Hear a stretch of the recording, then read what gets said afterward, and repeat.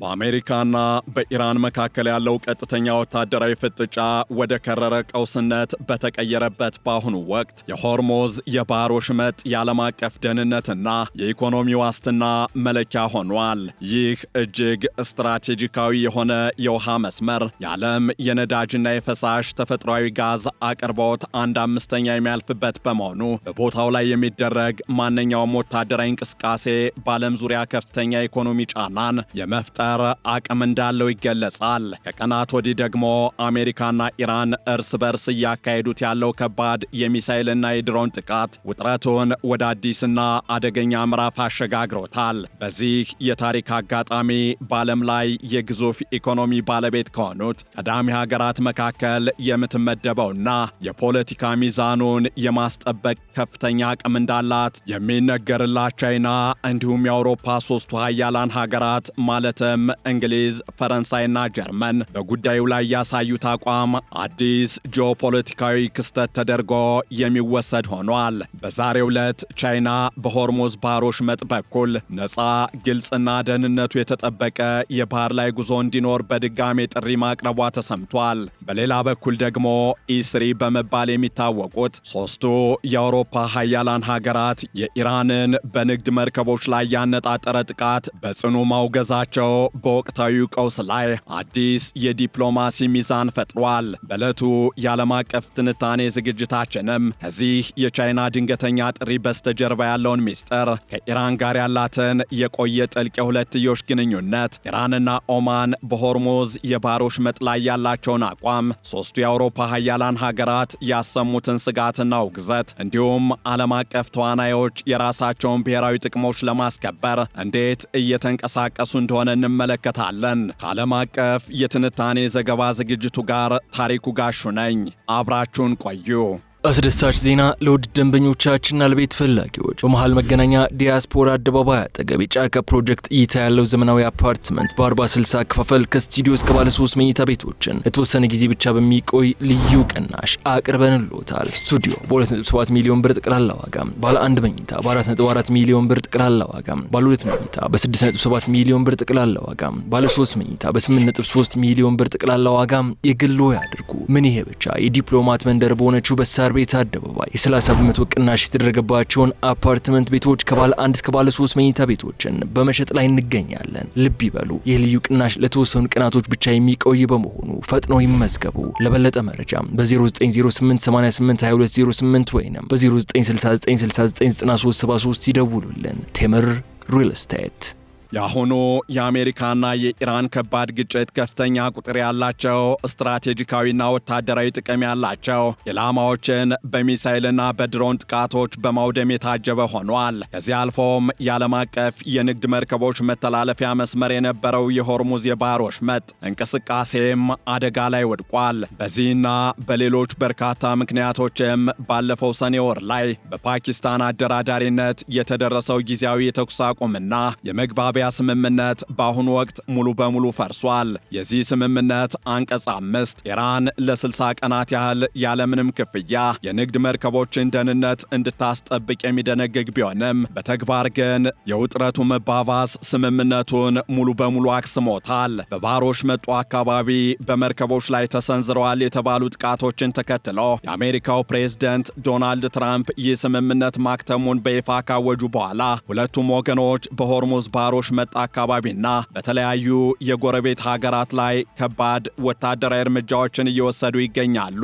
የኢራን እስላማዊ አብዮታዊ ዘብ IRGC በባህሬንና በኩዌት የሚገኙ የአሜሪካ ወታደራዊ ተቋማትን፣ በኦማን የሚገኙ የራዳር ስርዓቶችን እንዲሁም በዮርዳኖስ የሚገኘውን የፕሪንስ ሐሰን አየር ማረፊያን የነዳጅና የተተኳሽ ማከማቻ ማውደሙን በይፋ ገልጿል። አሜሪካ በበኩሏ የኢራንን የጸረ አውሮፕላን መከላከያዎችን፣ የባህር ዳርቻ ራዳሮችን፣ የድሮንና የሚሳኤል ማዕከላትን እንዲሁም ትናንሽ የጦር ጀልባዎችን ማውደሟን አስታውቃለች። የኢራን ከፍተኛ ተደራዳሪ የሆኑት መሐመድ ባገር ጋሊባፍ በማህበራዊ የትስስር ገጻቸው ላይ ባስተላለፉት መልእክት የአንድ ወገን ስምምነቶች ዘመን ለአንዴና ለመጨረሻ ጊዜ አብቅቷል። ቃላችሁን ጠብቁ፣ ካልሆነ ግን ዋጋ ትከፍላላችሁ። እውነታው ደጃፋችሁ ላይ ደርሷል በማለት የቴህራንን ቁርጠኝነት ገልጸዋል።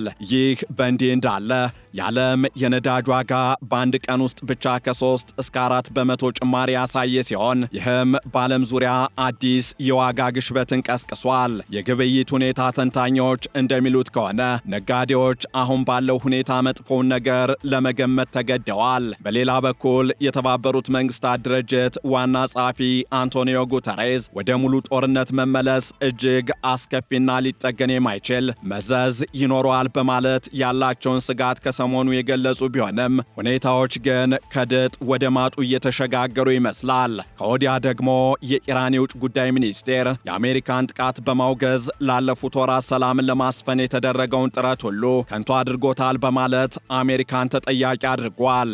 በዚህ እጅግ አስከፊ ውጥረት መካከል ደግሞ የቻይና የውጭ ጉዳይ ሚኒስቴር ቃል አቀባይ ሊንጂያን በቤጂንግ በሰጡት መግለጫ የሆርሙዝ ወሽመጥ ለዓለም አቀፍ የመርከብ ጉዞ የሚያገለግል ስትራቴጂካ የውሃ መስመር ነው። በወሽመጡ ላይ ነፃና ደህንነቱ የተጠበቀ የባህር ላይ ጉዞ በአስቸኳይ መጀመር የሁለቱንም ወገኖች የጋራ ጥቅም ያስከብራል በማለት አስታውቀዋል። ቻይና ይህንን ጥሪ አሁን በዚህ ሰዓት ማቅረቧ በብዙ መልኩ ትልቅ ትርጉም የተሰጠው ሆኗል። በአንድ በኩል ቻይና በአሁኑ ወቅት የኢራን ድፍድፍ ነዳጅ የውጭ ገበያ ዋነኛ መዳረሻ ሀገር ስትሆን ወደ 90 በመቶ የሚጠጋውን የኢራን የነዳጅ ምርት በከፍተኛ ደረጃ ትገዛለች። እንደ አውሮፓውያኑ አቆጣጠር በማርች 2025 የቻይና የኢራን ነዳጅ አስመጭነት በቀን ወደ 1.8 ሚሊዮን በርሜል ደርሶ የነበረ ሲሆን ይህም የቻይና ነፃ የነዳጅ ማጣሪያዎች ዓለም አቀፍ ማዕቀቦችን በመጣስ የሰሩት ትልቅ ሥራ ውጤት ነበር። ነገር ግን አሁን ያለው የጦርነት መባባስ በእስራኤል ጥቃት የኢራን ደቡብ ፓርስ የጋዝ ማዕከልና የቴህራን ነዳጅ ማጣሪያዎች መጎዳታቸው እንዲሁም የሆርሙዝ ባህር ወሽመጥ በኢራን ወታደራዊ ኃይሎች መዘጋቱ የቻይናን ቀጣይነት ያለው የኃይል አቅርቦት ዋስትና አደጋ ላይ ጥሎታል። ቻይና ይህንን ጥሪ አሁን ማቅረቧ የሚያመላክተው የዓለም አቀፍ ንግድ ፍሰት መስተጓጎልና የነዳጅ ዋጋ $100 በላይ መናር የራሷን የውስጥ ኢኮኖሚ በተለይም የአምራች ዘርፉን ክፉኛ እንደሚጎዳው ስለምታውቅ ነው። ይህ ጥሪ በተዘዋዋሪ ቻይና የራሷን ብሔራዊና ኢኮኖሚያዊ ጥቅም ለማስጠበቅ ስትል የኢራንን ወቅታዊ ወታደራዊ ፍላጎትና ስልት ወደ ጎን መተዋን ወይም ችላ ማለቷን በግልጽ ያመላከተ ድርጊት ሆኗል። የኢራን ባህሪ የዓለም አቀፍ ኢኮኖሚን መረጋጋት አደጋ ላይ የሚጥል በመሆኑ ቤጂንግ ለራሷ ጥቅም ስትል ይህንን የቴህራንን አካሄድ እንደማትደግፍ ጥሪዋ በግልጽ አመላክቷል። ይህ የቻይና አቋም ከዚህ ቀደም ከነበራቸው የጠበቀ የሁለትዮሽ ግንኙነት አንጻር ሲታይ እጅግ ትኩረት የሚስብ ፖለቲካዊ መገለጫ ሆኗል።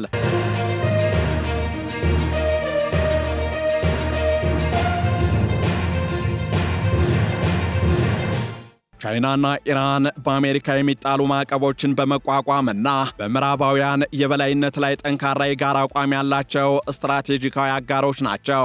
ቻይና የኢራንን የጥላ መርከቦች ወይም ሻዶ ፍሊት በመደገፍና በመጠቀም ረገድ ግንባር ቀደም ተዋናይም ነበረች። አሜሪካ በሻንዶንግ ግዛት በሚገኝ የቻይና ማጣሪያ ላይ $1 ቢሊዮን በላይ የኢራን ነዳጅ ገዝቷል በሚል ማዕቀብ መጣሏ የዚህ ግንኙነት ማረጋገጫ ተደርጎ ይወሰዳል። ይሁን እንጂ የሆርሙዝ ባህር ወሽመጥን ሙሉ በሙሉ የመቆጣጠርና የንግድ መርከቦችን መተላለፊያ የመዝጋት የኢራን ስልት የቻይናን ሰፊ የረዥም ጊዜ ስትራቴጂካዊ ፍላጎት በቀጥታ ይጋፋል። ቻይና በለንደን በተካሄደው ዓለም አቀፍ የባህር ላይ ድርጅት ወይም IMO ምክር ቤት ስብሰባ ላይ ኢራንን በቀጥታ የሚያወግዘውን የአሜሪካና የአውሮፓውያንን የውሳኔ ሐሳብ በአንድ ወገን ብቻ ያዘነበለና ከድርጅቱ ስልጣን ውጭ ነው በማለት ባደግፈውም በተግባር ግን የወሽመጡ ደህንነት መጠበቅ አለበት በሚለው መርህ ላይ ከአሜሪካ ጋር እየተስማማች እንደሆነ እየተስተዋለ ነው። ይህ የሚያሳየው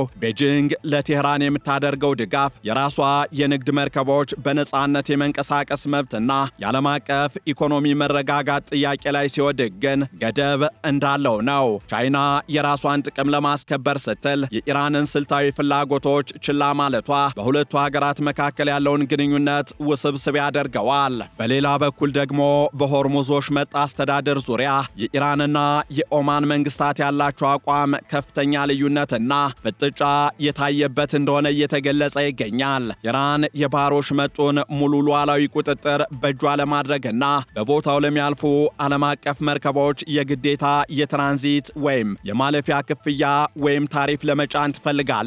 ለዚህም ሲባል የፋርስ ባህረ ሰላጤ ባለስልጣን የሚባል ተቋም ያቋቋመች ሲሆን መርከቦች ያለ እርሷ ፈቃድ መንቀሳቀስ እንደማይችሉም በይፋ አስታውቃለች። የኢራን የውጭ ጉዳይ ሚኒስትር አባስ አራግቺ በኦማን ዋና ከተማ ሙስካት ካቻቸው በድር አልቡሰይዲ ጋር ያደረጉት የሰሞኑ ውይይትም በዚህ ዙሪያ ላይ ያተኮረ ነበር። ነገር ግን አብዛኛውን የመርከብ መተላለፊያ ውሃ የምትቆጣጠረው ኦማን የማስገደድ ባህሪ ያለውን ታሪፍ መጣልን በጽኑ መቃወሟ ተገልጿል።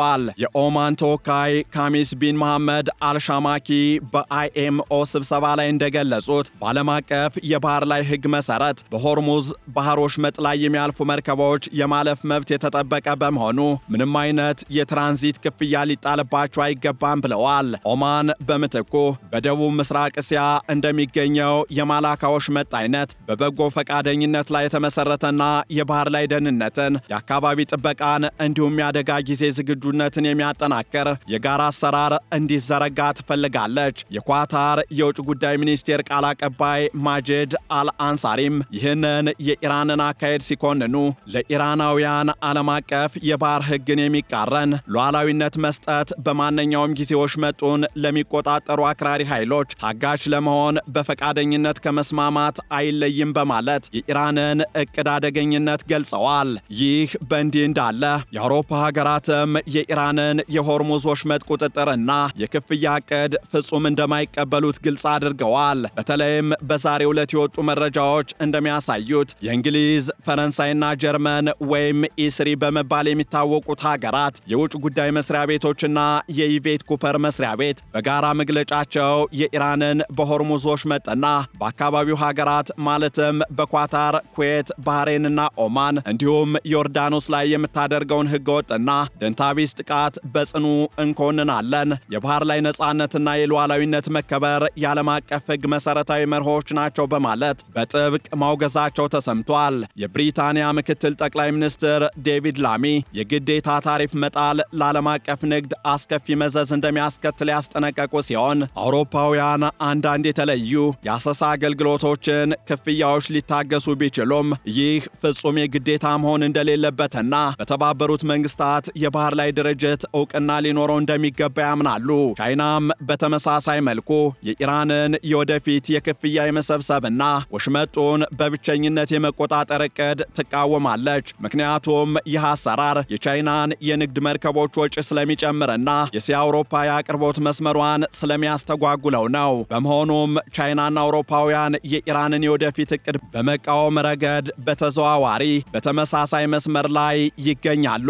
ይህ በእንዲህ እንዳለ አሜሪካ እንደ ቻይናና የአውሮፓ ሀገራት ያሉ ዋና ዋና ተጽዕኖ ፈጣሪዎች የኢራንን ጥቃት ማውገዛቸው ትልቅ ስልታዊ ጥቅምን እንድታገኝ ያደርጋታል። መጀመሪያ ማዕቀቦችን በማጥበቅና የኢራንን የነዳጅ ንግድ ለማደናቀፍ የምታደርገውን ጥረት ዋሽንግተን አሁን ያገኘችው ዲፕሎማሲያዊ ድጋፍ የኢራንን የብቸኝነት ስሜት እጅግ ያጎለዋል።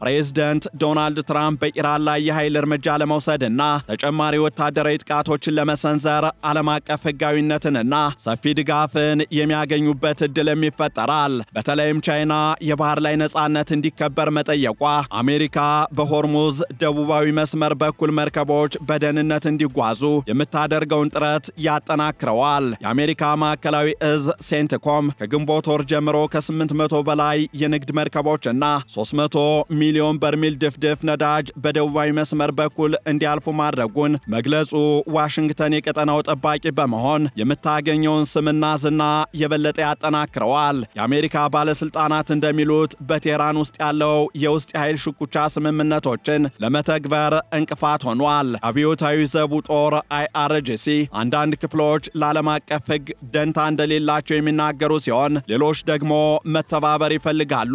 ሁኔታው እንዲህ አይነት አጣብቂኝ ውስጥ በገባበት በዚህ ወቅት ወደፊት ምን ሊከሰት ይችላል የሚለው ጥያቄ ምላሽ እጅግ ውስብስብ መሆኑ ይገለጻል። እንዲያም ሆኖ ውጥረቱ ይበልጥ ሊባባስ እንደሚችል ምልክቶች አሉ።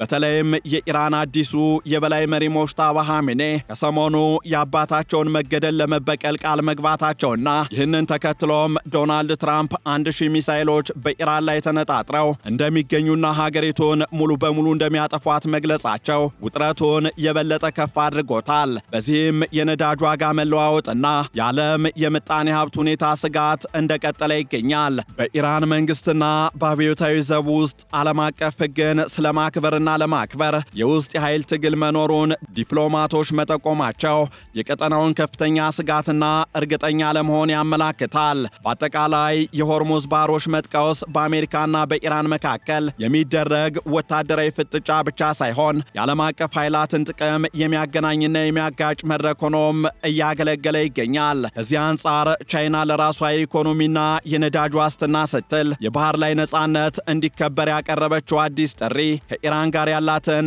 የቆየ ግንኙነት ወደ ጎን በመተው ብሔራዊ ጥቅሟን ያስቀደመችበት አጋጣሚ ሆኗል። የአውሮፓ ሀገራትና ኦማን የኢራንን የወሽመጡን ቁጥጥርና የታሪፍ ዕቅድ በጽኑ ሲቃወሙ፣ አሜሪካ ደግሞ ይህንን ዲፕሎማሲያዊ ክፍተት ተጠቅማ በኢራን ላይ የምታደርገውን ወታደራዊና ዲፕሎማሲያዊ ጫና ለማጠናከር እየሰራችበት ይገኛል። የወደፊት የቀጠናው ዕጣ ፈንታ በዲፕሎማሲያዊ ውይይቶች ስኬትና በሃያላን ሀገራት የጥቅም ሚዛን ላይ የተመሰረተም ይሆናል። ይህንን ቀውስ በዘላቂነት ለመፍታት ዓለም አቀፍ የባህር ሕግጋትን ማክበርና የሁሉንም ወገኖች ጥቅም ያገናዘበ የጋራ ስምምነት ላይ መድረስ የግድ የሚል ሲሆን የቀጠናው ሀገራትም ለሰላምና መረጋጋት በጋራ መስራት እንደሚጠበቅባቸው እየተገለጸ ይገኛል። ይህንን ዓለም አቀፍ ትንታኔ ስናዘጋጅ ቢቢሲ፣ ሮይተርስ፣ ሲኤንኤን እንዲሁም አልጀዚራን በዋቢነት ተጠቅመናል። አስደሳች ዜና ለውድ ደንበኞቻችንና ለቤት ፈላጊዎች በመሃል መገናኛ